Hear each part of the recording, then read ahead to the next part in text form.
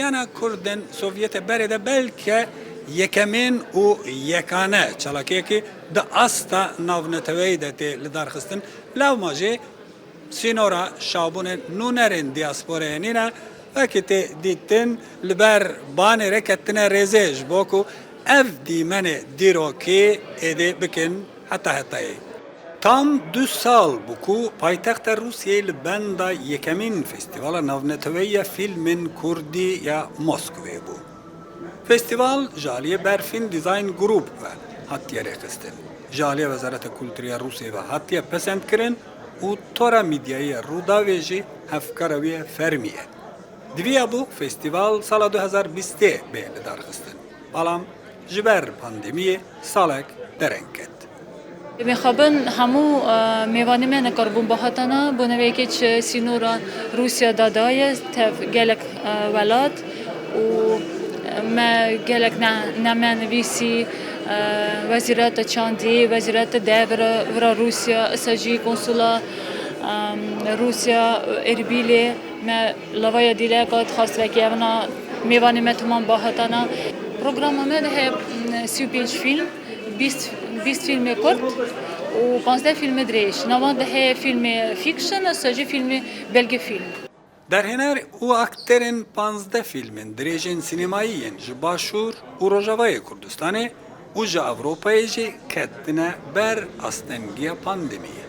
بەداخەوە ئێمە وەکو حکوومەتی هەرێمی کوردستان لەبەرەوەی بارودۆخی سەختی ئابووری ئێخەی هەرێمی کوردستانی گرتووە نەمانتوانی وەکو پێویست هاوکاری مادیام بەپێی فەرمانێکی وەزاری کە لە ئەنجومەنی وەزیرانەوە دەرچووە تەنها بۆ هەندێک حاڵەتی نەخۆشی و حاڵەتی شاندی زۆر فەرمی دەتواندرێت چاو لەو فەرمانە پۆشرێت. ئەوە بابەتێکی کولتوریە فیستیڤاڵێکی کولتوریە بۆیە نەمانتوانی بەڕاستی ئێمە بتوانین ئەو برادران و ئەو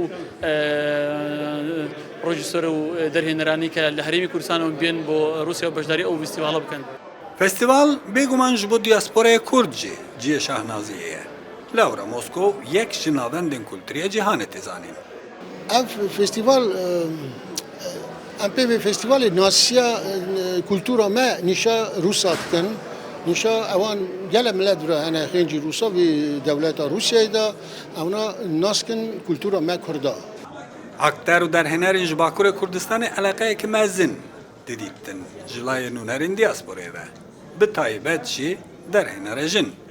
Filmemi jilvedere ve benişandan, emi filmeki kine, filme nave film arine. Arîn, Kurte filme ye. Kurte filme, ere.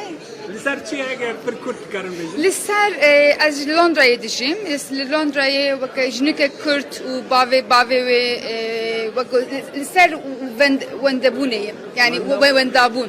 Piştî axaftina xêrhattinê ya rêxerê festîvalê vekîlê nûnerê hikûmeta Herêma Kurdistanê jî ku hevkariyekî berfire bo rêxistina festîvalê daye pîrozbahî li beşdar û mêvanên kirin. Festîval 21 Tîrmehê li hola sînemayê Karo Oktyaber bi fîlma Keçên Rojê ya derhênera jin ya Fransî Eva Hasson hat vekirin û 25 Tîrmehê jî bi fîlma Xaniye Bêban ya derhênera jin Solên Yusif bêgirtin. Kamişedadê Rûdaw, Moskov.